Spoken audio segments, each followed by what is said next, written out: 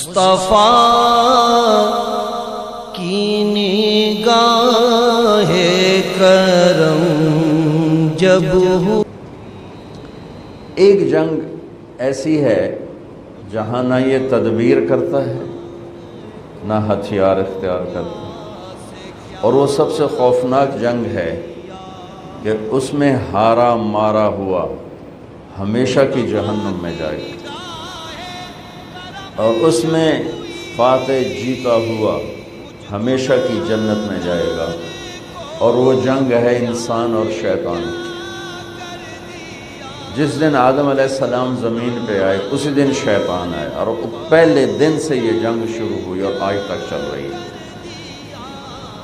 حق اور باطل اس کی جنگیں ہوئی ہیں، اگر ان 10-12 ہزار سال میں ان کو دیکھا جائے تو بہت کم ہے، بہت کم ہے مدت کے لحاظ سے۔ موسیٰ علیہ السلام تک کسی پیغمبر نے تلوار نہیں اٹھائی، اور موسیٰ علیہ السلام تک زیادہ پیغمبر گزر گئے۔ بعد کا زمانہ تھوڑا ہے اور موسیٰ علیہ السلام سے پہلے کا زمانہ زیادہ ہے، لمبا ہے۔ موسیٰ علیہ السلام تک کسی نبی نے تلوار نہیں اٹھائی، اللہ نے خود ہی تباہ کر دیا۔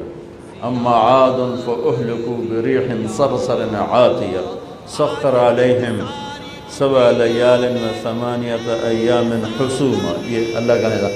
اما ثمود فاہلکوا بالطاغیہ واما عاد فاہلکوا بريح صرصر عاتیہ، یہ اللہ کا نظام چلا ہے۔ اور موسیٰ علیہ السلام نے بھی تلوار نہیں اٹھائی، اور ہارون علیہ السلام نے بھی تلوار نہیں اٹھائی۔ فَأَخَذْنَاهُ وَجُنُودَهُ فَنَبَذْنَاهُمْ فِي الْيَمِّ، اللہ تعالیٰ فرماتا ہے میں نے فرعون اس کے لشکروں کو اٹھا کے یوں پھینک دیا، نبذ، ایسے ہلکی چیز کو ہلکی طاقت کے ساتھ، جیسے میں ٹیشو پیپر استعمال کر کے یوں پھینک دیتا ہوں تو زور تو نہیں لگتا نا، تو نبذ، اللہ نے کہا میں نے انہیں ٹیشو پیپر کی طرح اٹھا کے یوں کر دیا، یوں، تو وہ سارے کے سارے تباہ و برباد ہو گئے۔ جب تورات اتری تو اللہ تعالیٰ نے تورات کی برکت سے آسمانی عذاب روک دیا اور ایمان والوں کو کھڑا کر دیا کہ تم مقابلہ کرو۔ تو بنو اسرائیل کی 4000 سالہ تاریخ ہے، 2000 سالہ تاریخ ہے، تو اس میں یوشع علیہ السلام نے تلوار اٹھائی عمالقہ کو نکالنے کے لیے، اور پھر داؤد علیہ السلام نے تلوار اٹھائی اور انہوں نے طالوت کے ساتھ مل کر جالوت کا مقابلہ کیا۔ بیچ میں کوئی ہوگا کم و بیش، لیکن بہت کم۔ میرے نبی نے تلوار اٹھائی اور کمال ہے، اتنی خونخوار قوم جنہیں مار دینا، مر جانا کوئی مسئلہ ہی نہیں تھا، اور بستر پہ مرنا اپنے لیے شرم سمجھتے تھے، عیب سمجھتے۔ بنو اسد بنو امیہ کی برائی بیان کر رہے ہیں کہ یہ بھی کوئی قبیلہ ہے، بنو اسد کہ ایک خطیب بنو امیہ کی برائی بیان کر رہے ہیں کہ یہ بھی کوئی قبیلہ ہے۔ آج تک ان کا ایک آدمی میدان جنگ میں قتل نہیں ہوا، سارے عورتوں کی طرح بستریں تھے مر گئے، میدان جو مریا ہی کوئی نہیں، یہ بھی کوئی بندے تھے پترے۔ اب اس میں لڑائی تھی اس بنو اسد اور بنو امیہ کی، تو یہ عیب ہے۔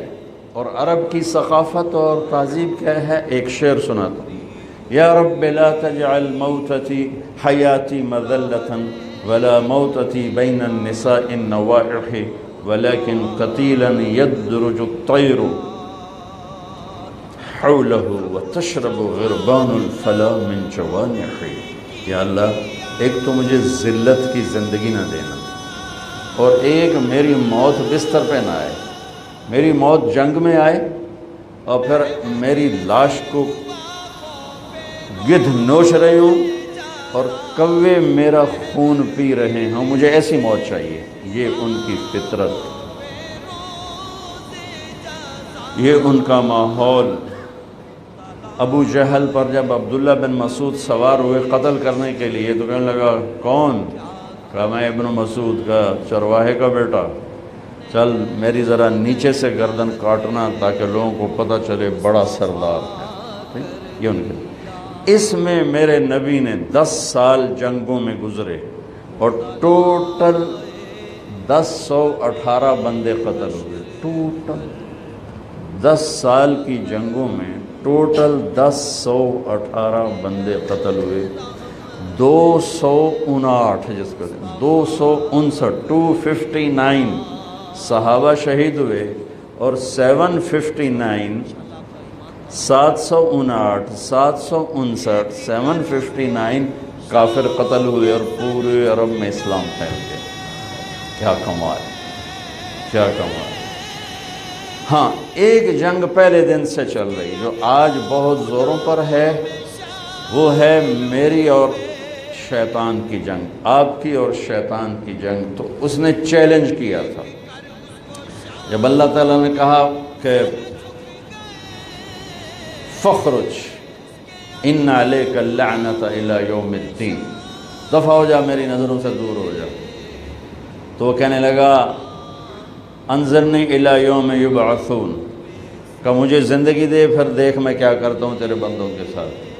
اللہ نے کہا انک من المنظرین، جا میں تن دے دیتی.